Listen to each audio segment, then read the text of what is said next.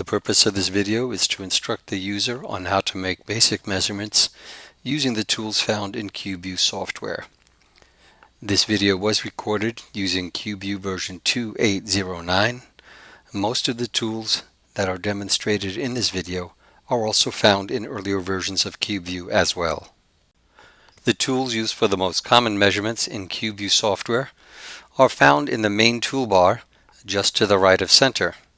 These include the HU measurements or density measurements, simple angles, Cobb angles, and also distance measurements. There are other more advanced tools for more advanced functions. These will be discussed in a different CubeVue video. First, let's look at the HU tools. Clicking on the small arrow next to where it says HU, you'll notice we have options for rectangle, ellipse, freehand, density line, as well as QA set small and QA set large. QA set small is a set of measuring tools that were specially developed to work with the quality assurance phantom, the small disk phantom, and to measure the 4 different density chambers found within that disk-shaped phantom. QA set large is used to measure noise and uniformity in the larger water phantom that also comes with the pedCAT scanner. For a better understanding of how to use the QA set small and QA set large tools, please go to the CurveBeam website, look under products for CubeVue software, CubeVue tutorials, and then go to the video that says manual QA procedure. The tools will be explained in more detail there. Let's take a look now on how to use the HU tools effectively. First of all, whenever you make any measurement, whether it be an angle, distance measurement, or HU tool, you should always do it on as large an image as possible. The larger the image, when you make your measurement, the more accurate your measurement is likely to be. Going to HU again, clicking on rectangle, we're going to draw a rectangle or square using the HU tool. Notice that HU is now highlighted and rectangle appears next to it in parentheses. Notice also when my mouse is placed on the image, it is now in the shape of a plus or crosshairs. I'm going to place that on the edge of the area that I wish to measure the density of. Take the left mouse button, click it and hold it down, and then draw a rectangle or square within the area that I want to measure. When I let go, notice that the shape stays where it is. In the upper right hand corner, I have a series of measurements. AR stands for the area within that square or rectangle that I drew. SD stands for the standard of deviation, or the variation in density of the material within that square or rectangle that I drew. And M stands for the average density value of whatever is inside that square or rectangle. I'm going to draw another rectangle now over here. Again, left clicking, holding the mouse down. And when I let go, I've drawn a second rectangle. Notice it's a different color. We can draw up to 8 different rectangles or squares, or any other shape for that matter. Each one of them will have a different color, and the measurements will always appear in the upper right hand corner. When you're drawing any shape for measuring HU, it's always important to make sure that you stay within the boundaries of the different materials that you're measuring the density of. For example, in this second rectangle that we drew, notice that the corners of the rectangle go out into the soft tissue. They're outside the boundaries of the cortical bone. So as we look up to the measurements in the upper right hand corner, we notice that the average density is 45, considerably lower than the average density of the square that was drawn entirely within bone. Notice also that the standard of deviation is much higher. There's a much greater variation in density of the material within the square, the second square that we drew. It includes soft tissue, it includes some cortical bone, it also includes some cancellous bone as well. If I hover my mouse over the line of the shape that I drew, notice that when I hover my mouse, we see small red dots appear in the corners. I can grab any one of those dots and I can resize the rectangle, square, or any other shape that I have drawn. When I put my mouse on the edge, I have this arrow. When I left click, I can grab it and change the shape based on that one dimension, the edge of which I have grabbed. Or if I put my mouse and I see the hand where there's a finger, I can grab the entire shape and move it as well. So I can change the shape by grabbing the corners. I can change the shape by grabbing the edge, and I can reposition the entire square, rectangle, or any other shape. When my mouse is in the shape of the finger, I can grab the shape and move it. When I'm done with my measurements, if I don't want them to appear anymore, I can place my mouse on any one of these measurements. I can right click, and I have two options. I can remove the specific measurement that I right clicked on. In this case, it's the orange measurement. Or I can also select remove all measurements, and every measurement that has been drawn, including distance and angle, will be removed. Looking now at the ellipse shape, I can left click and hold the mouse down and draw a circle or a more elliptical shape.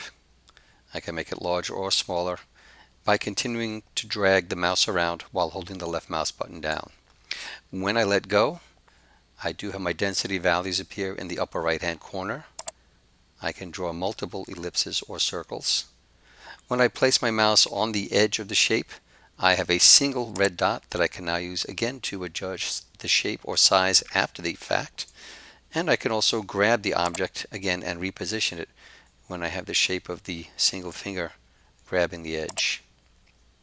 One advantage of the ellipse shape over the rectangle shape is that you don't have the corners of the rectangle going off into different density materials.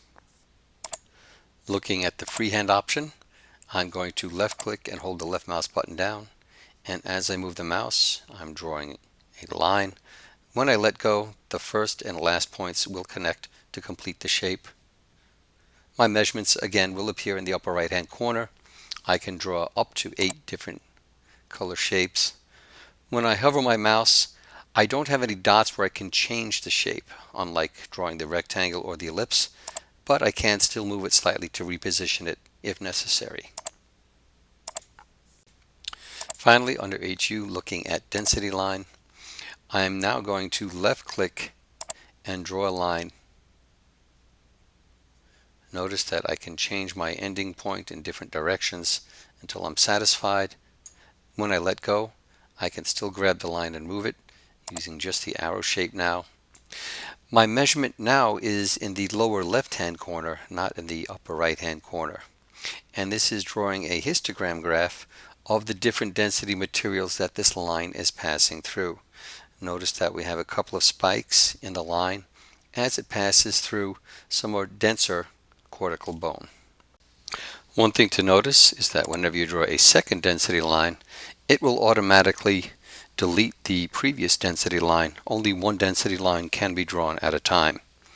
If you want to remove the density line, what you should do is select a different type of density measurement and then hit escape to close the tool. When making any measurement, you should not only be making your measurement on an image, on a zoomed in or enlarged image, but you should also carefully scroll through your volume to make sure that your measuring is going to be accurate, especially if it involves making a distance measurement.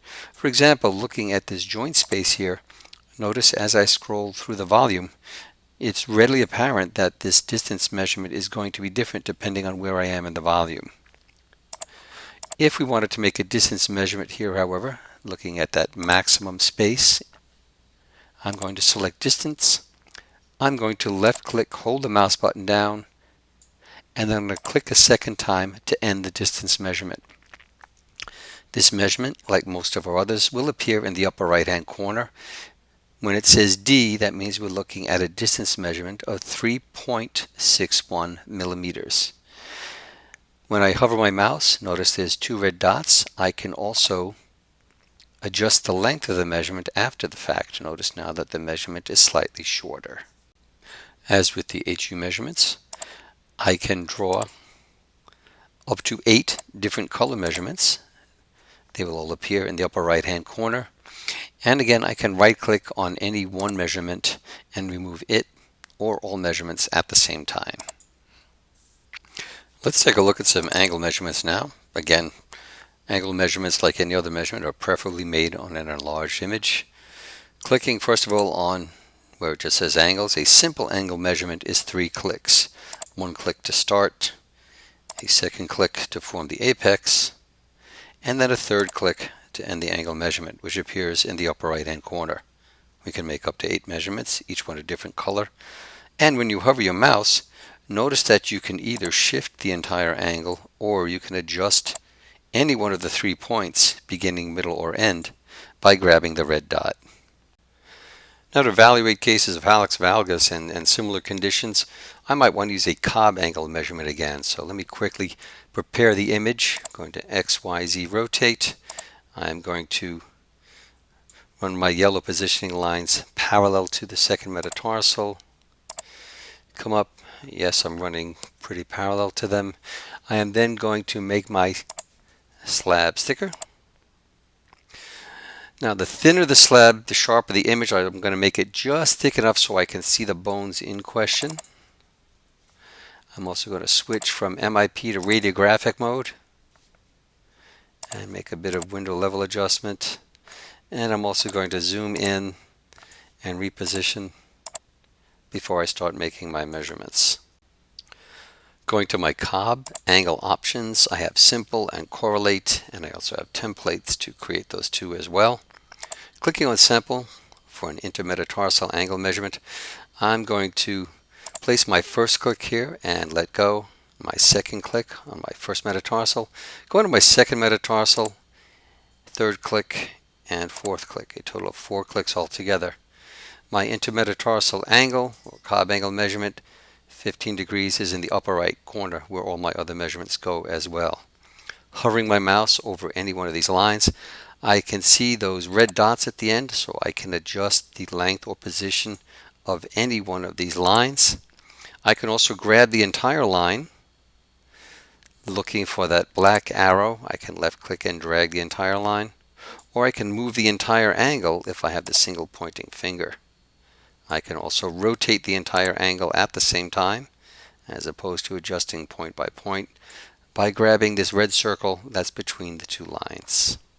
Once I'm done, I can right click to remove any one measurement or all of them. And as before, I have the option of 8 different color Cobb angle measurements before I start overriding the first one. I'm going to use a slightly different method now to make an metatarsal phalangeal angle measurement. Selecting correlate 2 Cobbs, I'm going to find the widest point on the proximal end of the first metatarsal shaft, the distal end, repeating that again, the widest point and the widest point. And a couple of things are going to happen here. Number one, the correlate Cobb is going to automatically calculate the midpoint for each of the 4 lines that I have drawn. Then it's going to create this yellow line, the shaft. It's going to define the shaft based on where we've drawn these 2 lines for each of the 2 bones, and then it's going to calculate the angle between the 2 of them. So the correlate Cobb angle here is 41 degrees based on this method of measurement. As previous with the simple Cobb angle measurement, if we hover the mouse, we see the red dots. We can make adjustments if we haven't properly placed the lines. This, of course, moving any one dot will move this line and the correlate Cobb line as well and change the angle value. Because each correlate Cobb angle measurement involves drawing several different colored lines, we don't have the option of drawing 8 different correlate Cobbs. That's going to give us instead about half of that number, about 4 correlate Cobbs is going to be our maximum. Another use for using the correlate Cobb angle is to make a distal metatarsal articular angle measurement. So we're going to start off again by roughly determining the widest points.